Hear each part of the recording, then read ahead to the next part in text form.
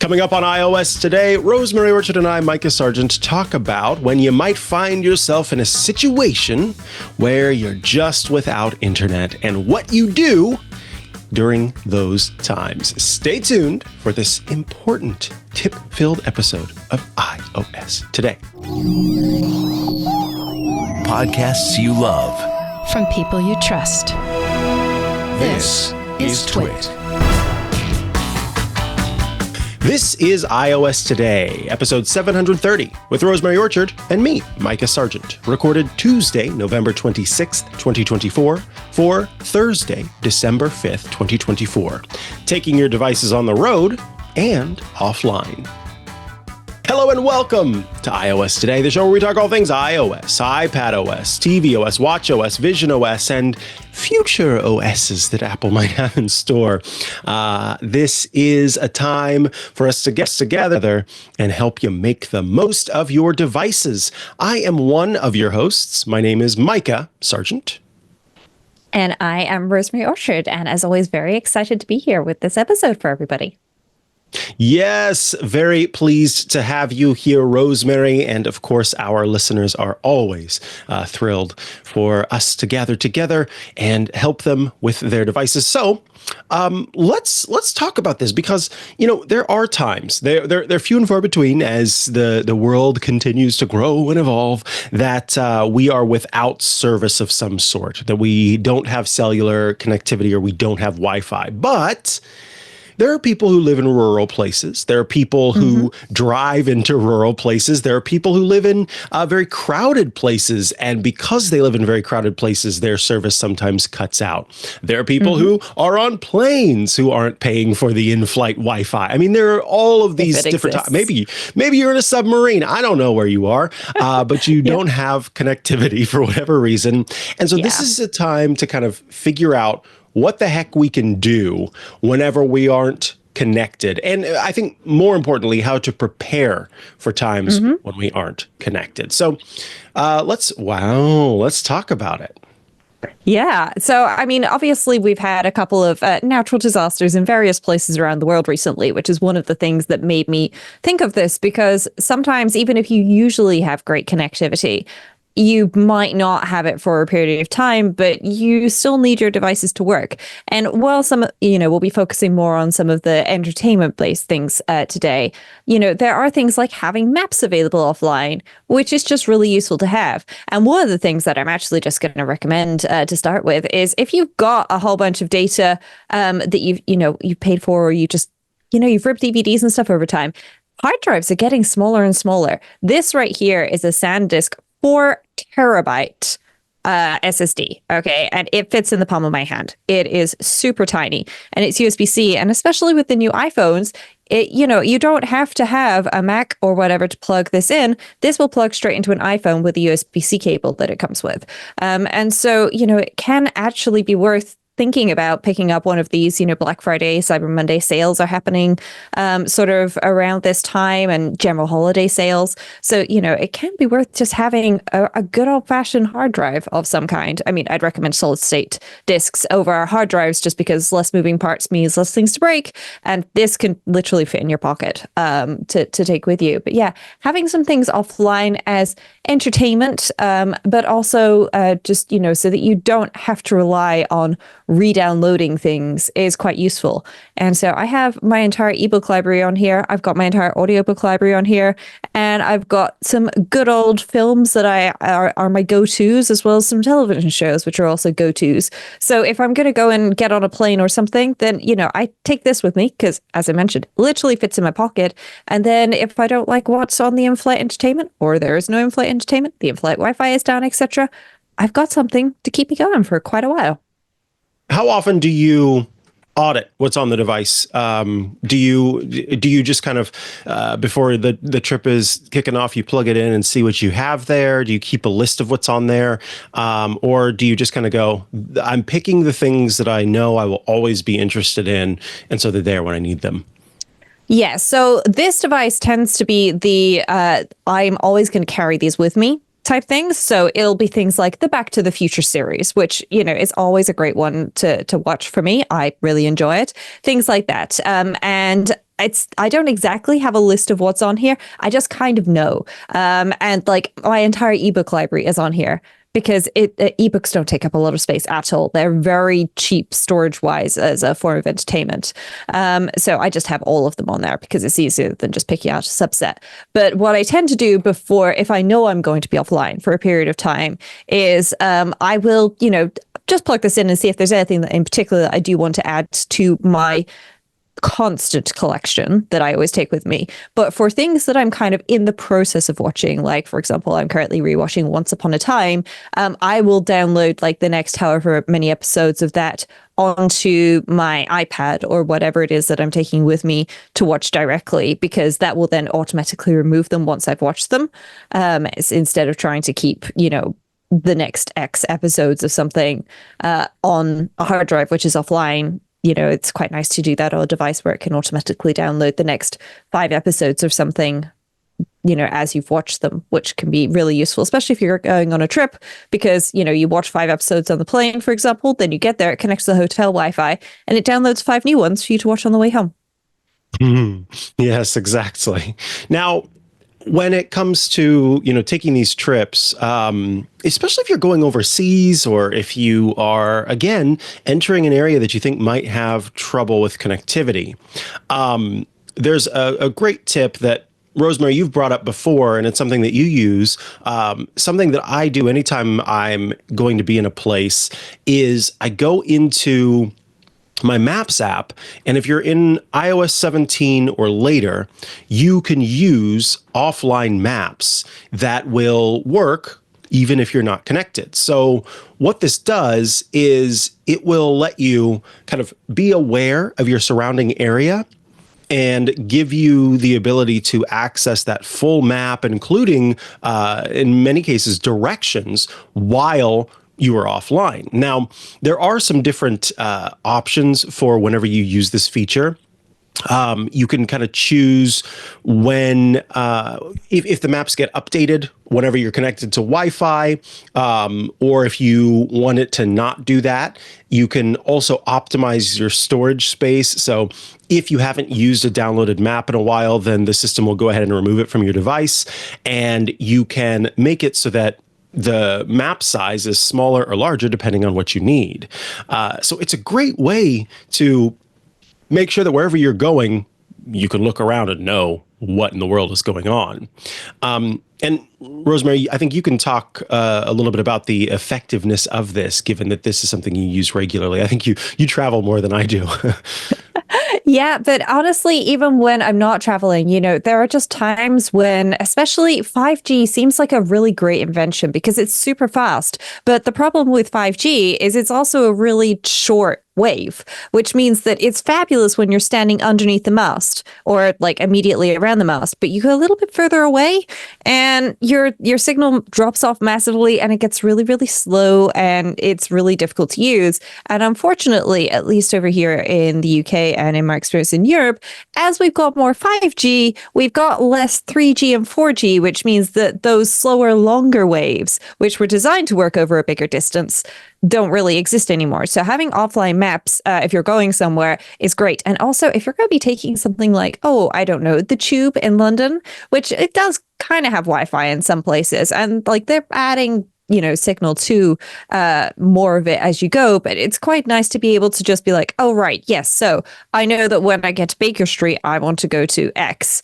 and start planning out your directions. So yeah, in maps, if you look at, for example, a city or you're looking at an area, then it will give you the option to download, and then it will tell you actually how much space it's going to take up. And then you can tap on that download option. And for me, I find this works really well. And I do tend to have a couple of cities that I visit fairly frequently downloaded just all the time because that's just useful for me.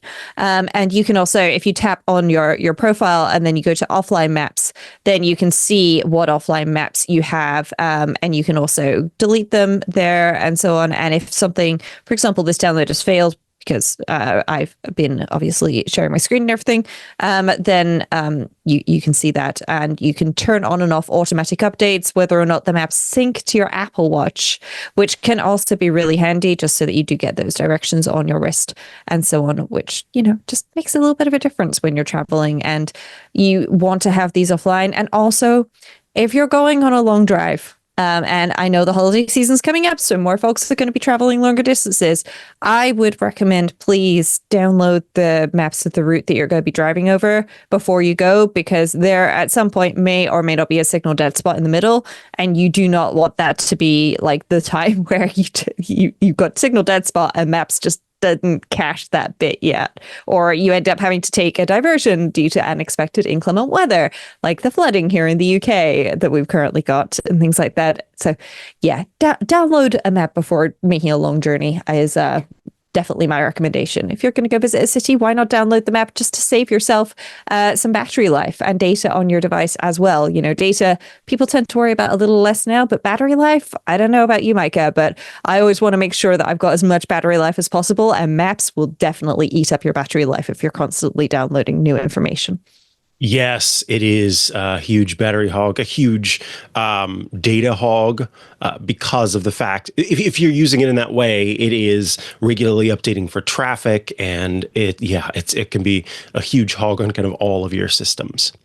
All right, moving along, there may be a time when you want something to read, and you are hoping to do that on your device. So maybe it's not, your Kindle or your Kindle app on your iPad, but instead that you are reading through an article while you're at the airport, and you're about to get on the plane. You know that you're going to be without Wi-Fi for a while at least, and you want to make sure that you can continue to read that article. You can use the reading list to keep that in place.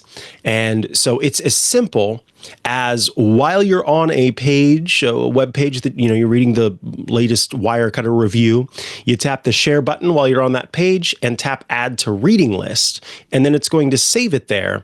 And what's great about it is, by default, you can read the web page later, even if you're offline. Now, what you want to do to check if you have turned this on or off is launch the settings app, and then you're going to go into Safari. Now, if you're on iOS 18, you will need to, in the settings app, scroll all the way down to the bottom and choose apps, and then go to Safari. You can also just use, there's a search bar, but let's pretend we're doing it the long way. We go to Safari and we scroll down to the section that is marked, and now I'm losing it here.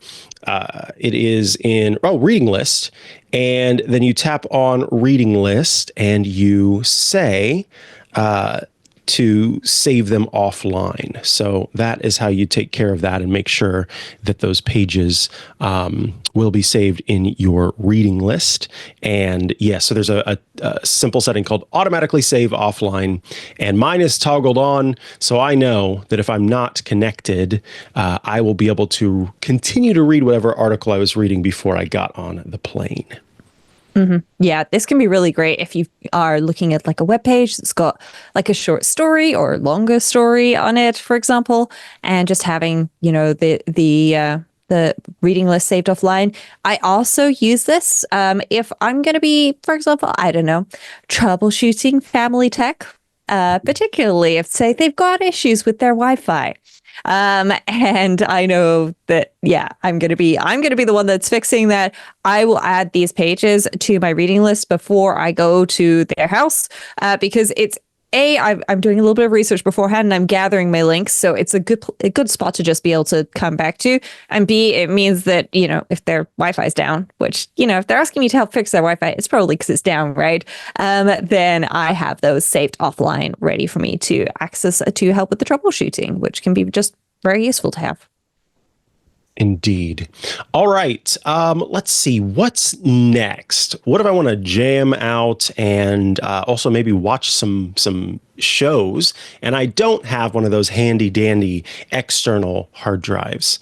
How do I go about accessing media after the fact?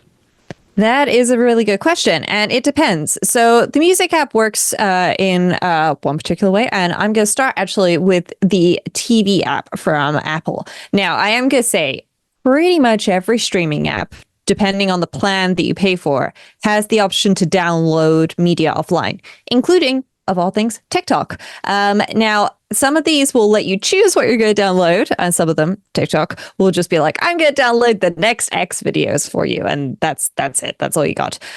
But for example, in the TV app, so I've just got Ted Lasso open here, and I have a little download button towards the top right. So in the absolute top right, I've got a share button, and then next to that, I have a download button. And if I tap on download, then it gives me all 3 seasons of Ted Lasso here, and I can if I tap on a season, at the top, I've got the option to download the whole season, or underneath, then I have the option to download individual episodes. So if I just know that I want, episode 6 of season 2, for example, I don't know why I picked that one, but that's on my screen, then I can download that. And this is really nice, just that you've got these offline. Now, in some apps, when you go to download an episode, it will give you the choice. The Apple TV app doesn't necessarily do this, but they will give you a choice of like what fidelity resolution you want to download the video in.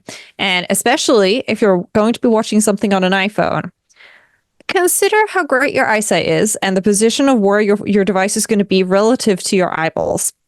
Because 4K is something that your iPhone is more than capable of rendering, for sure. But are you really going to notice the difference between that and just say 1080p?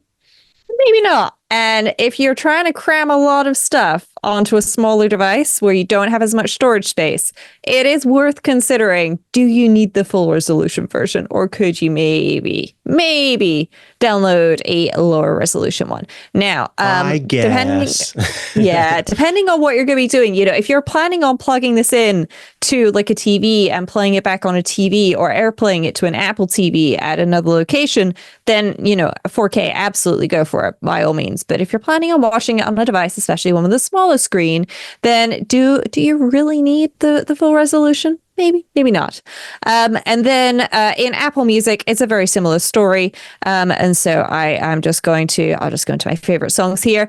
And so I'm in a playlist here. It works the same way for albums. And at the top in the right, first of all, far top right, you've got the ...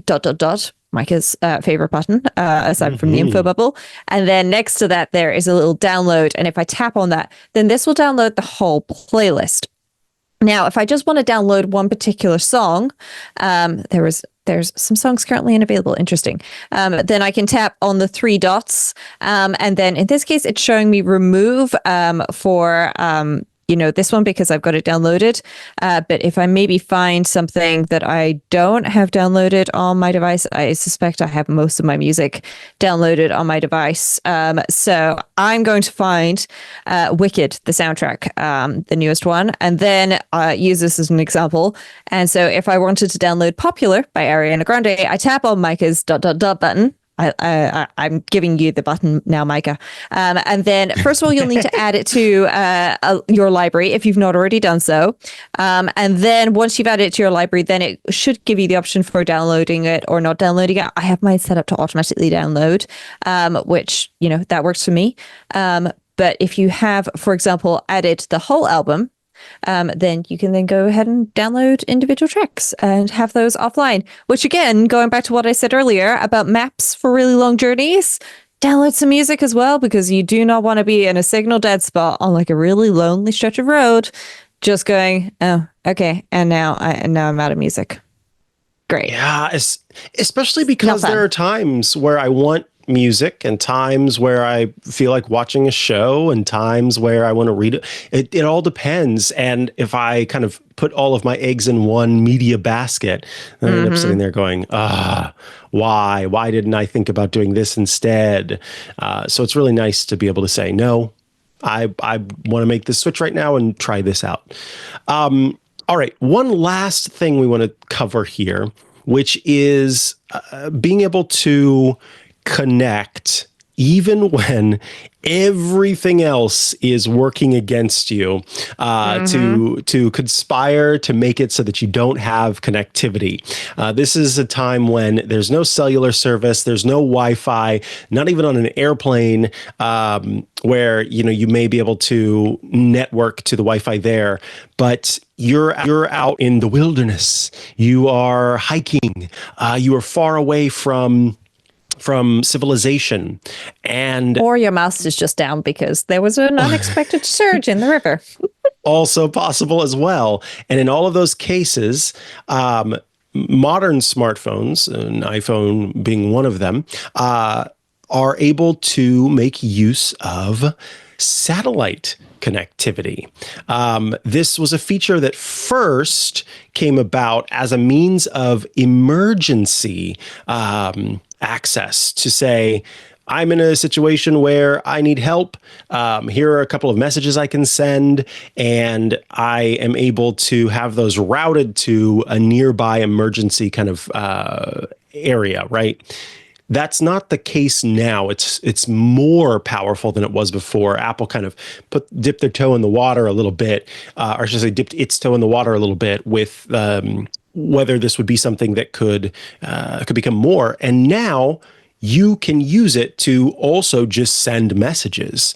You do need to be in a place where there is no connectivity for this to work. It's not like when you are in a place where there's connectivity that the satellite option is going to be available to you.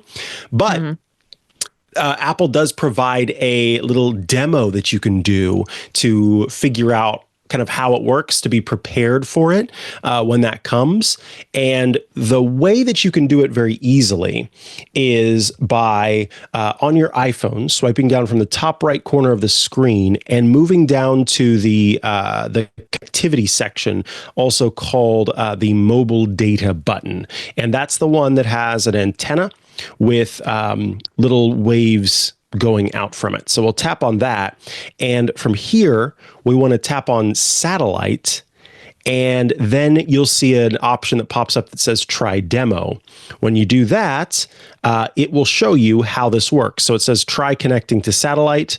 And so it's going to turn off my cellular connectivity. And then it is going to try to connect to a satellite. Now, I don't have a clear view of the sky from where I am, so it's very unlikely that I'm going to be able to get connectivity. Terrain, buildings, trees can all block the connection. And so you need to be in a place where there is satellite connectivity. But at that point, you are able to use it to send messages, to update your Find My, to get roadside assistance. So this is actually integrated with AAA and will give AAA the information necessary to help them find you. And then also emergency SOS, which we talked about before. That's for contacting emergency services. So at any time, someone can give this a go. And I really recommend doing this because you don't want to be in an emergency situation and not know how this works, be using it for the first time at that point. So try it beforehand and then go use it. Yeah. The intention of the messages via satellite is very much more of I'm sending Mikah a message to let him know that I'm going, like the hike is going fine and it's all good. Not, hey, look, here's a really cute picture of a flower that I just took. These are very much intended for, not exactly emergency situations, but avoiding emergency situations, right? Because this is what a lot of these things are about. It's about not having to deal with unexpected issues because you have done the proper preparation, which everybody who's done scouts or guides or whatever it is always knows that, preparation is pretty key. And so, knowing how satellite works. And also, this is also tied into the crash detection feature that's on the iPhone and Apple Watch. As well. So if your device detects a crash, then it will use the satellite connectivity if regular connectivity is not available to automatically alert people, which I think is pretty darn cool. And I definitely appreciate the fact that these features exist so that hopefully I can never need to use them. But if I do, then they're there for me. All right. So Those are some tips and tricks for being able to take your devices on the road and to use your devices while you're offline. If you have tips that you make use of while you're on the road, you can always let us know. You email us, iostoday@twit.tv is how you get in touch, and we'd love to hear about your methods of doing so. Moving along, we've got some feedback. Rhonda has written in and asked the following. Good morning. Can you please provide clear direction on how to access the video version of iOS Today? I am a paid subscriber. Thank you. I have tried multiple times to follow instructions and it's hit or miss. My preference is to view via YouTube, but I'm open to viewing through a podcast app. I use iOS's native podcasts and Overcast. Thank you. So Rhonda, you are able to access this via the Podcasts app. And I have some good news for you. I created 3 videos, one for people who are using an Android device, one for people who are using an iOS device like yourself, and one for people who are using a PC of some sort, be that a Mac or a Windows PC or a Linux device, because it's signing up via the browser. Now, here's the thing. Because the videos are kind of entitled in a way that suggests that they are going to show you how to sign up for Club Twit, you may not realize that the videos I created also walk you through the steps of accessing each and every one of your benefits. So, Rhonda, if you check out the video that we'll link in the show notes, it is entitled, let me see exactly what the name is here. It is how our Club Twit sign up walkthrough for iOS devices. And in it, I believe we have bookmarks even. So you can look at the bottom of the bookmarks and click on the part where it talks about how to access your feeds. Essentially what you're going to do is in your specific membership feed, you will find a link to iOS Today in parentheses video, and that will be the version that you want to use in your podcasts app. So again, I walk through the whole process, including like how you tap, where you tap, that kind of a thing to figure out how to access it. So let us know if after following that video, you're still having trouble, at which point we'll be able to work with you directly to get that working for you. So Rhonda, thank you for being a subscriber, and we will definitely get that resolved for you. Alrighty, up next, we are headed into Shortcuts Corner. I can hear the music. It's time for Shortcuts Corner.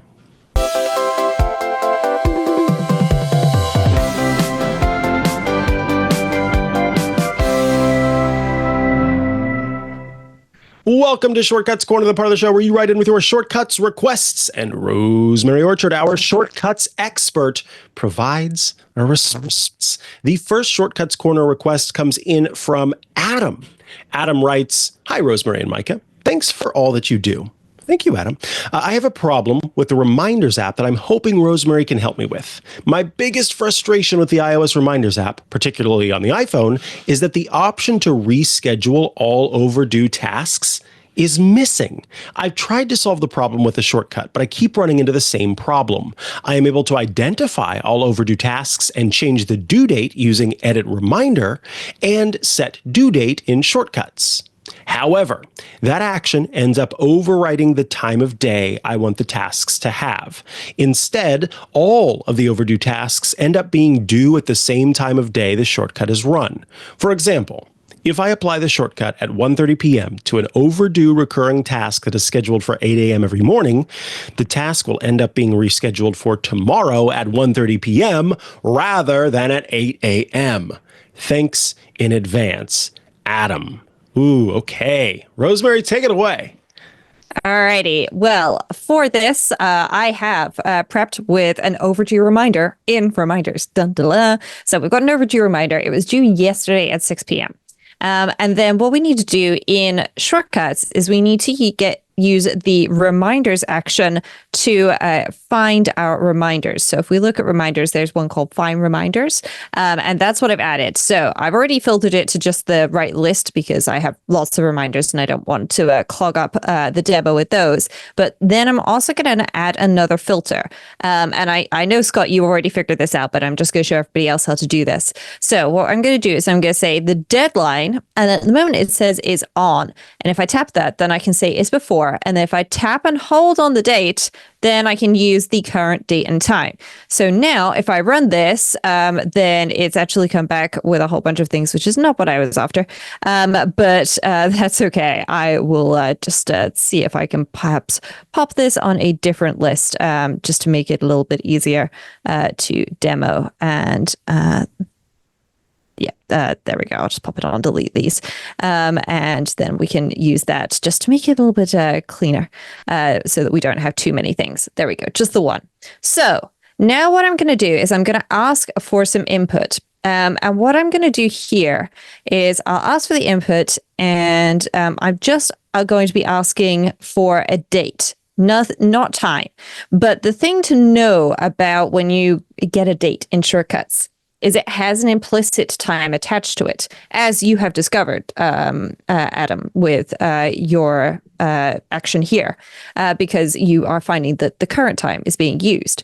And so if I get asked for a date and I just say now, then, oh, look at that. It says 17:52. Okay, so that's 8 minutes to 6 in the evening. Well, that's because that's already got that date on it.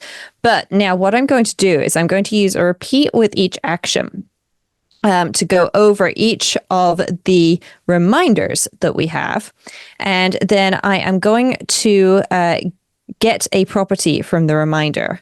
And I'm going to get the due date of the reminder. So I'm going to use get details of the reminder. And so I'm going to get not the list, I'm going to get the deadline from this. And then what I need to do is I need to put together a little date action. Okay, and this seems a little bit silly, okay, but there's a reason for it, I promise. So what I'm going to do is I'm going to say specified date. Okay, and so in the specified date, I'm going to start with my ask for input date. And then really important, you need to swipe this up a little bit and turn the time format off. Okay, so we're just using the date from what we asked for, but then I'm just going to add a little space, and then I'm going to use the deadline, but instead of having the time set to none, I'm going to set the date to none. And then this is going to change this to whatever date and time was requested. So now if it pops up, okay, so I'm going to say, okay, this is, I want to set this to the 27th. Okay, and if we remember reminders, this was set to 6 p.m., okay, and it's now currently 6 minutes to 6. So if I tap done here, then it's changed it. Oh, look at that. It says the 27th at 6. And then if I just scroll down to this, then I need to go back and I need to use that date to update the reminder. So I'm just going to go back to find my reminders action, and I'm going to use edit reminder. And we are just going to set our deadline of our repeat item to, and then this lovely new date that we've created right there. And that should be it. Okay, so I'm going to cheat now. I'm going to set this to Friday, okay, because I really don't want to do this overdue reminder. But look at that. It's now set for Friday at 6 p.m., despite the fact that it's 6 minutes to 6 right now. So I think this is going to solve your problem, Adam. And I'm hoping it does. Fingers crossed. Fingers crossed. And let us know, of course, iOS Today at twit.tv. The next thing comes in, and it's just some feedback from Scott, who says, the schedule shortcut works perfectly. It works so well that my wife told me to stop adding my schedule so many times. Scott, do you want to remind everyone what this is about? That's hilarious. Yeah. Yes. So in episode 728, Scott wrote in asking for help with getting the schedule out of the app that his work uses. I believe it was Disney. And, you know, if you take a screenshot of it, then you can work with that. And so we worked through getting the screenshot, cropping it down and everything, all using shortcuts, getting the text out of it and figuring out exactly what the schedule was going to be for all the working days in that screenshot. And I'm really glad to hear that it works. Yay, me too. That's wonderful. And with that, we have reached the end of this episode of iOS Today. If you are looking to get in touch with us to ask your Shortcuts Corner requests, email us iostoday@twit.tv. That's the best way to get in touch. If you would like to get, as Rhonda does, the video version of this iOS Today show, well, consider joining Club TWiT. Right now, you can join for a limited time for free at twit.tv/club TWiT. When you join the club for $7 a month in the future, after you've tried it out 2 weeks for free, you will gain access to ad-free versions of all of our shows, the TWiT Plus bonus feed that has extra content you won't find anywhere else, behind the scenes, before the show, after the show, special Club TWiT events get published there, access to the members-only Discord server, a fun place to go to chat with your fellow Club TWiT members and also those of us here at TWiT, and access, as we mentioned, to the video versions of all of our Club TWiT shows. So, twit.tv/club TWiT, 2 weeks free for a limited time, $7 a month after that. And for those of you who are members of the club, twit.tv/club TWiT/referral will let you earn free months of Club TWiT. So consider that as well. Rosemary Orchard, if people would like to follow you online and check out all the great work you're doing, where should they go to do that?